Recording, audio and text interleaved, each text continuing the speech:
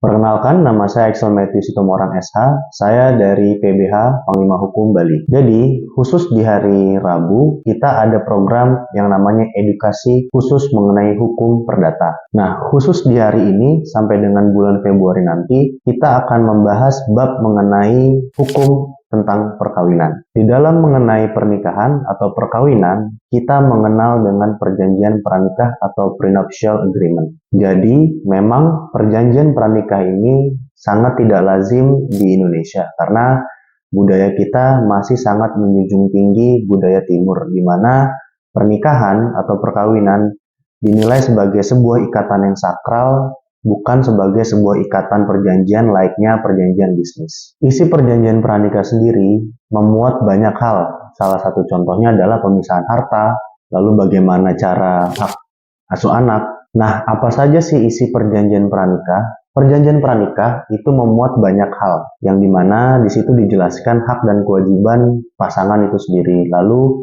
khususnya mengenai pemisahan harta antara suami dan istri. Nah, pengaturan mengenai perjanjian pranikah ini diatur di dalam pasal 29 ayat 1 Undang-Undang Nomor 1 Tahun 1974 tentang perkawinan, di mana dijelaskan di dalam pasal tersebut adalah pada waktu atau sebelum perkawinan dilangsungkan, kedua pihak atas persetujuan bersama dapat mengajukan perjanjian tertulis yang disahkan oleh pegawai pencatatan perkawinan, selama mana isinya berlaku juga terhadap pihak ketiga sepanjang pihak ketiga tersangkut. Nah, apa sih manfaatnya perjanjian pranikah?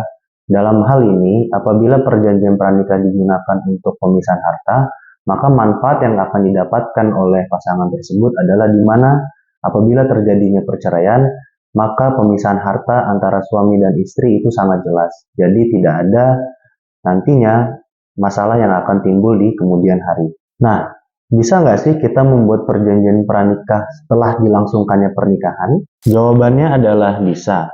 Jadi kita bisa melihat putusan Mahkamah Konstitusi nomor 69/PUU tahun 2015, di mana putusan ini memberikan politik hukum baru, di mana perjanjian perkawinan yang semula hanya dapat dibuat oleh calon suami dan calon istri sebelum perkawinan, sekarang dapat dibuat oleh suami istri setelah perkawinan berlangsung. Nah, sekian pembahasan dari kami. Kira-kira topik apa nih yang seru mengenai hukum perdata yang akan kita diskusikan pada hari Rabu ke depan? Tolong di komen ya.